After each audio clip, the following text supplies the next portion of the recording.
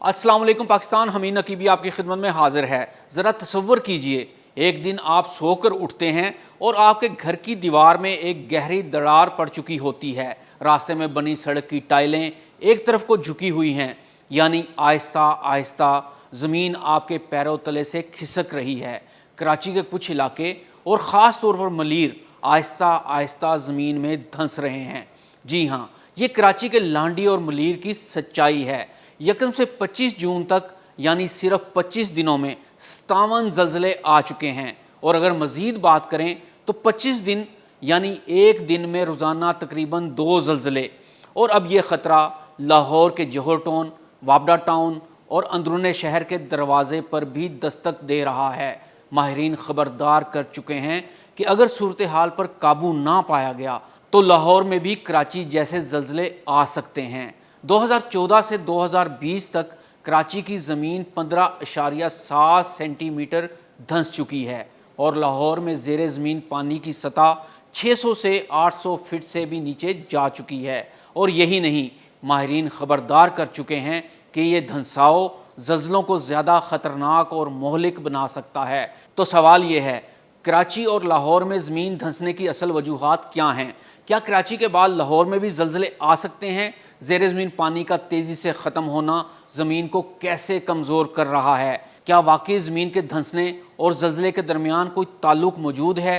अगर यही सूरत हाल बरकरार रही तो अगले 10 साल में क्या तबाही आ सकती है? चलिए इन सवालात के जवाब खोजते हैं और जानते हैं कि हमारे बड़े शहर किस खामोश तबाही की तरफ बढ़ रहे हैं। लांडी, मलीर, कुरंगी और कायदाबाद ये सिर्फ इलाके नहीं बल्कि ज़मीन पर लगी हुई संजीदा वार्निंग्स हैं। स्पार्को और सर्वे ऑफ पाकिस्तान के मुताबिक 2014 से 2020 के दरमियान ज़ेरे ज़मीन इन इलाकों में मुसलसल ज़मीन बैठती रही। रिमोट सेंसिंग टेक्नोलॉजी के ज़रिए ये वाज़ेह हुआ कि हर साल ज़मीन औसतन 2.5 सेंटीमीटर तक नीचे जा रही है।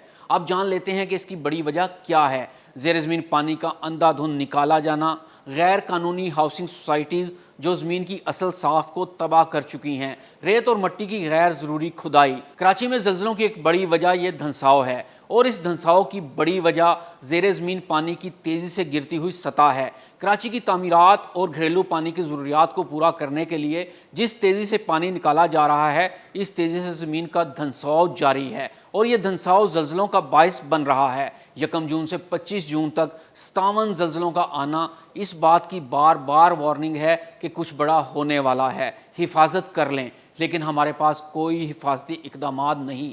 ज़लज़ले के दौरान शहरी घरों से बाहर भागते हैं, लेकिन इनके पास सब्र के अलावा कोई दूसरा रास्ता नहीं होता। और 25 दिनों में 57 ज़लज़लों का आना इंतहाई खौफनाक है। ज़लज़लों के अलावा ज़मीन के धंसाव की वजह से इमारतों में दरारें, सड़कों पर झोल भी मौजूद है और ज़लज़लों के दौरान शदीद नुकसान का ख़तरा भी है। अब बात करते हैं लाहौर जैसे महफूज शहर की, मगर हकीकत यहाँ भी खौफनाक होने का खदशा है। वासा और PCRWR की रिपोर्ट्स के मुताबिक 1980 में पानी 25 फुट नीचे था। आज 600 से 800 फीट नीचे जाकर पीने का पानी मिलता है। इसका मतलब है ज़मीन खोखली हो रही है और खोखली ज़मीन किसी मामूली ज़लज़ले को भी शदीद तबाही में बदल सकती है। जौहर टाउन, वाबडा टाउन, बहरिया टाउन, ऑरेंज लाइन जैसे तरक्याती मंसूबे अगरचे खुश आइंद हैं, लेकिन इनके नीचे की ज़मीन कितनी कमज़ोर हो चुकी है इसका अंदाज़ा तब होता है जब अचानक कोई फुटपाथ बैठ जाता है या किसी इमारत में दरार आ जाती है। आइए अब जानते हैं ज़ेरे ज़मीन पानी और ज़लज़लों के खुफिया ताल्लुक़ के बारे में।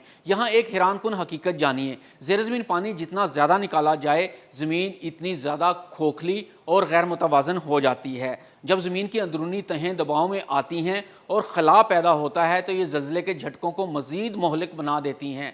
2015 में नेपाल का ज़लज़ला इसकी एक मिसाल है, जहां माहिरीन ने मुशाहिदा किया कि पानी की तहों में कमी से ज़लज़ले की शिद्दत बढ़ रही है। तो सोचें, अगर लाहौर या कराची जैसे शहर जहां पानी की सतह नीचे जा चुकी है वहां ज़लज़ला आए तो क्या हमारा इंफ्रास्ट्रक्चर इसका सामना कर सकेगा?